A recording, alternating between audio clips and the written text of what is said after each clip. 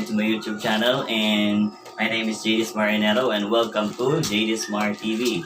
And for today's video, meron po tayong i-review na isang product which is I do it online. So but before I start my video for today, kung bago ko pa lang sa aking YouTube channel, don't forget to click the subscribe button and the notification bell para maging updated ka naman sa mga bagong video na aming gagawin. So, this product came from PIN Trading PH, and then it came from Metro Manila, Marikina City. So, the item is MNL V1163, and this is PP what do you call this? This is a headset, no? So let's go.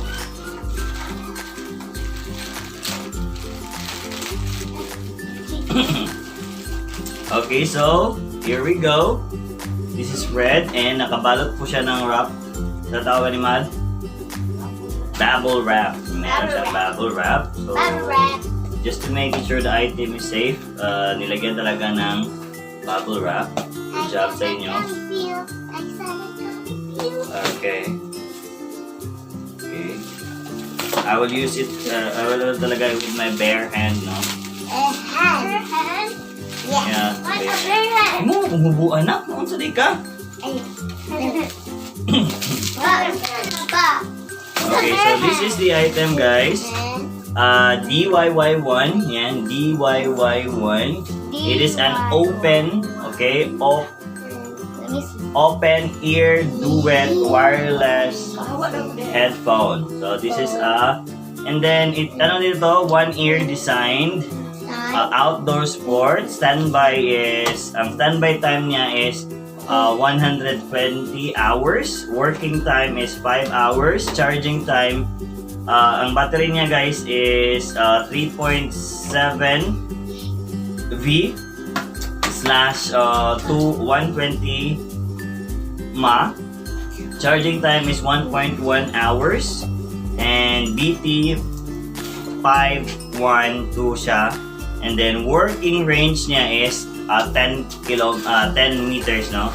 So, din siya, maganda din siya, no? So, here we go. Okay, so let's open it.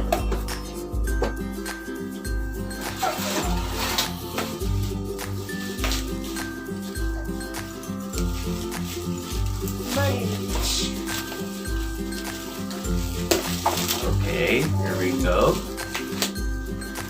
Si kuyog-kuyog ka na ba? Ayan pa. Makuba na nagsambot ng atong andala. Ayan pa. Yan, sana natin. Ang benet. Opponent. Okay, so here we go. This is the charger, guys. Charger niya. And this is the item, no? This is the item, and ganito po siya paglagay. So you don't need to guys, you don't need to put inside your ear talaga na yung mga usually or typical na mga headset na ipapasok mo talaga sa loob ng yung tenga at saka para kang mabungog or mabungol ka. So this is the manual, guys. This is the user manual. Typically, no one reads naman ito din kasi in-check naman din siya, guys. Hindi siya maintindihan. Okay? So, meron naman siyang dito, English. So this is just an instruction on how to use it. There is a charger. Ito charger niya. And dito naman kung saan siya i-charge, no? Meron dito, dito natin, tanggalin natin to, and then pasok natin dito yung port niya. So let's see if meron siyang battery na laman, no? long press. Ayan, so indication niya na it's working. Ano siya, meron siyang light, no? Meron siyang light and meron din siyang microphone. So let's see if everything is working, no? O kung magagamit ko ba siya kung magbi-video ako. So let's see.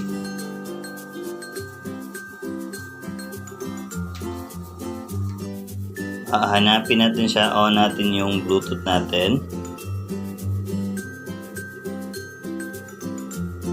Turn it on. So let's see yung device, no? Ito siya, Openear Duet. Let's pair.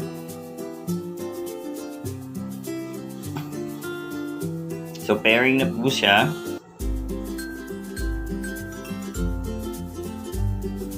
Antayin na natin kasi it will also take time para mag-ano. Okay guys, so it is already connected. Okay, connected na po siya.